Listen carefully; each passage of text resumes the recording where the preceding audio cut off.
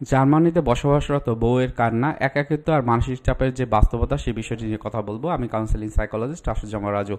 জার্মানিতে বাস করে এরকম অনেক কাপল আছে যারা আমার কাছ থেকে কাউন্সেলিং নিচ্ছে রিলেশনশিপের জন্য। অনেকে একা একা থাকে, হয়তো বা আশেপাশে কেউ থাকে না, পরিবারে কেউ থাকে না, তারাও কিন্তু আমার কাছ থেকে কাউন্সেলিং নিচ্ছে। এই বাস্তবতার ভিত্তিতে আসলে আমার যে এক্সপিরিয়েন্সটা সেটি আমি আপনাদের কাছে শেয়ার করব। অবশ্যই প্রথম থেকে শেষ পর্যন্ত দেখবেন। কারো কোনো প্রশ্ন থাকলে অবশ্যই কমেন্টে জানাবেন।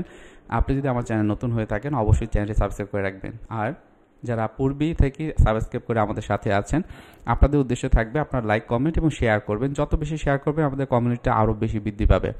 সো জার্মানিতে বাঙালিদের নারীর একাকিত্বর কারণগুলো কিন্তু খুব ইম্পর্টেন্ট আমাদের জানা। দেখা যায় যে ওই দেশে যারা থাকে তারা হাজব্যান্ডের উপরই বেশিরভাগ ক্ষেত্রে নির্ভর করে। সেক্ষেত্রে হাজব্যান্ড যেহেতু বাইরে কাজ করে, বিভিন্ন রকমের সময় কিন্তু তাদের বাইরে কাটাতে হয়। অর্থ উপার্জন তাদের একটা গুরুত্বপূর্ণ একটা হচ্ছে যে ওয়ে, যার মাধ্যমে সে ওই দেশে ভালো থাকতে পারে। ওই দেশে যেমন ফাইন্যান্সিয়ালি অনেক বেশি ভালো থাকা যায় পর্যাপ্ত কাজের মাধ্যমে, ঠিক একইভাবে দেখা যায় যে ওয়াইফ যারা বাসাতে থাকে তার অনেক বেশি কাজ থাকে না, সেক্ষেত্রে তাদের ভিতরে একটা একাকিত্ব বোধ হয়। অনেক সময় সামাজিক সম্পর্কের যে অভাব সেটা কিন্তু এখানে বেশি থাকে। বাঙালি সমাজে দেখা যায় বাংলা ভাষাভাষী অনেকেই থাকে, সে ঢাকাতে থাকুক, রংপুর, রাজশাহী, সিলেট যেখানেই থাকুক না কেন, প্রতিবেশীর সাথে অনেক সময় কথা বলা যায়। কিন্তু ওই দেশে দেখা যায় বেশিরভাগ ক্ষেত্রে বাড়িঘর থাকে আলাদা আলাদাভাবে, অনেক দূরে থাকে পাশের বাসা, সে তাদের সাথে মেশাও হয় না, সাংস্কৃতিক একটা যে দূরত্ব সেটা কিন্তু থেকে যায়। এরপর যেটা আসে বাসাগত পার্থক্য, দেখা যায় ওই দেশে যারা থাকে তাদের বাসার যে পরিবর্তনটা অনেক সময় বইয়ের ওই দেশে যেয়ে বাসার সাথে একটা খাপ খাওয়ানো, বা অনেক সময় দেখা যাচ্ছে যে তারা এটাতে অনেক সময় কমফোর্টেবল হয় না বা ওরকম স্কিল হতে দেরি লাগে। সেক্ষেত্রে কিন্তু তাদের ভিতরে একাকিত্ব বোধটা হয়, যেহেতু তো সবার সাথে মিশতে পারছে না।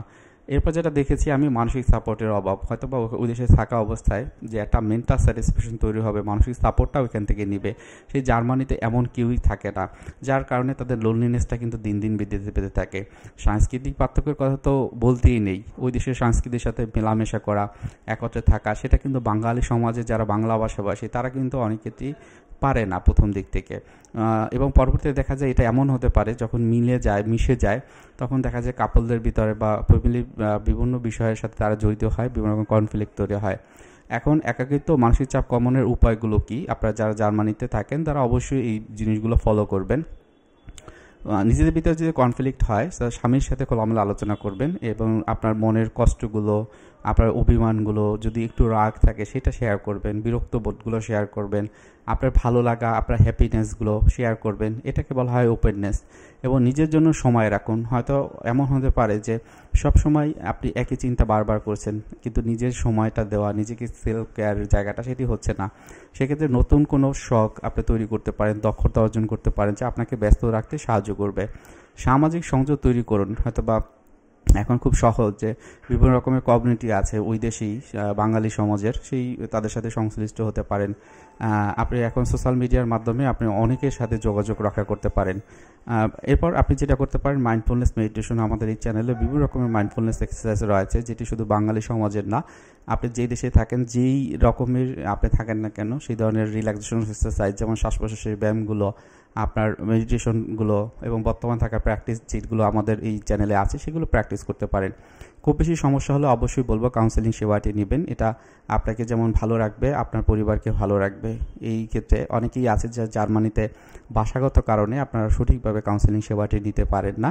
সেক্ষেত্রে বলবো আপনাদের ইউটিউব চ্যানেলের কমেন্টের মাধ্যমে বা নির্দিষ্ট যে যোগাযোগের মাধ্যম, সেখান থেকে আপনারা কিন্তু অবশ্যই আপনাদের যে কাউন্সেলিং সেবাটি সেটি খুব সহজেই দিতে পারেন।